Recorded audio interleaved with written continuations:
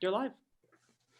Hello and welcome to Online Learning in a Hurry guest episode number 3 with Clarissa Sorensen-Unruh. I had it all practiced beforehand.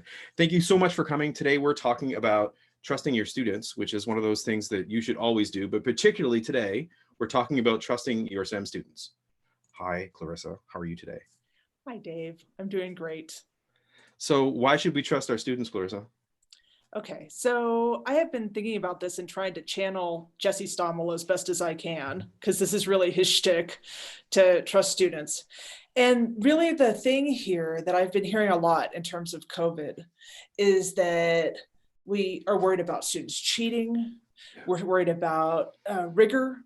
We're worried about maintaining all of these, what I would say are artificial constructs. Yeah. And the real problem with that is that we are failing to acknowledge that this learning journey is really the student's learning journey. We're kind of the Sherpas on this journey, right? We're trying to guide, we're trying to make sure that the students understand kind of where the path is. Yeah. But our job is to be basically in the background and to try and help folks when they get into trouble. And if we don't trust students from the very beginning, we are crippling them at the outset, and they are never going to get up Everest. We can't carry them, right? And they're never going to get there if we don't trust them to begin with.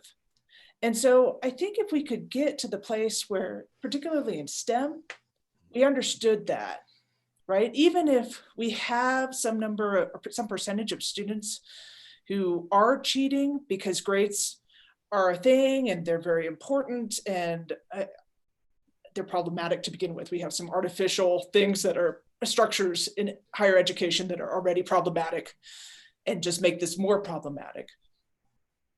That's only 10 to 20% of our students at most. Yeah. Why are we really disrespecting the other 80%, 80 to 90% based off of those people? And so for me, trusting students has to be the beginning. I was not here when I got out of graduate school. I did not trust students at all. It took 20 years of teaching to get me here. But I'm telling you, based off my own experience, when I have trusted students and really come back to my original thought of caring, right? I didn't get into teaching to be belligerent and to be a horrible person, like to exert power over people. I got into teaching because I cared about people and I wanted to help them in their learning journey. If I realize it's their learning journey, then I'm going to be able to help them get further than if I try to cripple them from the beginning. So you do chemistry.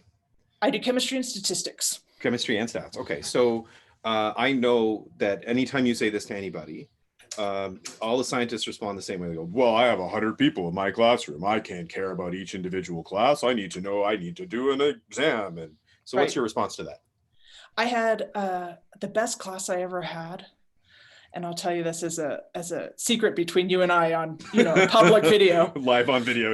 The best class I ever had was 400 people. Wow.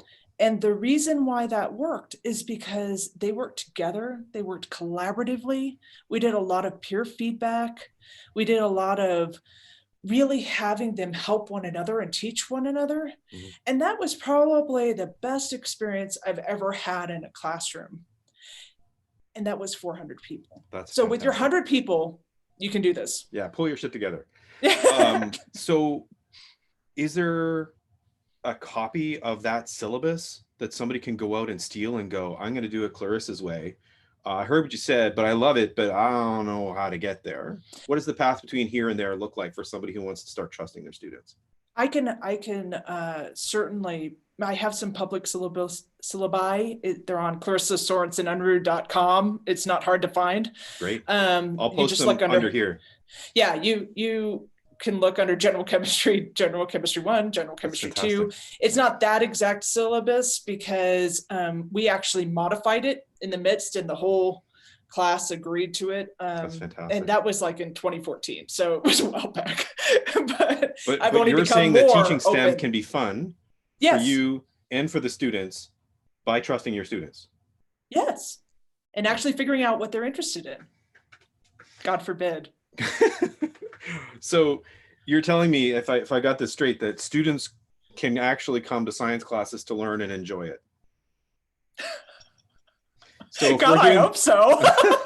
No, that's fantastic. I mean, absolutely. So much of what we look at this sort of time when we're looking at transition, we're looking at doing online, we're like, well, kids need to be in the labs.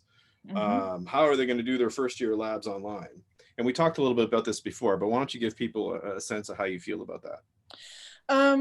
There's certainly a very strong body of educational research that already talks about how particularly general chemistry 1 labs, or general chemistry, the entire year of general chemistry labs, is not particularly helpful in terms of learning lab techniques. And I know that if you start them in organic or higher levels of undergraduate, I'm not saying that they don't need any lab experience, but if you start them at a more accelerated, in a more accelerated way at a higher level, that ends up being just as good as if they took an entire year of general chemistry labs. So I'm not saying to eliminate those labs. What I'm saying is if you have to turn them into online labs, maybe focus on what they're trying to get out of lab, right? Students really talk about getting understanding of the underlying concepts from lab. So you can do that in different ways. You can do that with simulations. You can do that with projects. You can do that in a new way that really helps students understand those underlying concepts in a very instructionally designed way, as opposed to, we hope they get that from doing this lab, right? And so, and maybe also work on professionalism, work on data analysis, work on all these things that are actually critical to their understanding of working in a lab. Because my goal in terms, and communication, in terms of my goal, if they're going to be trained in an actual professional lab, they're probably going to be using a fair amount of automated stuff. They're going to be not doing titrations. I know that's really shocking and sad, but they won't. And the truth is that we want them to be able to understand the directions about those automated machines the first time they hear them. So let's give them the skills to be able to do that. Mm-hmm. That sounds like an education you're trying to offer them. Maybe.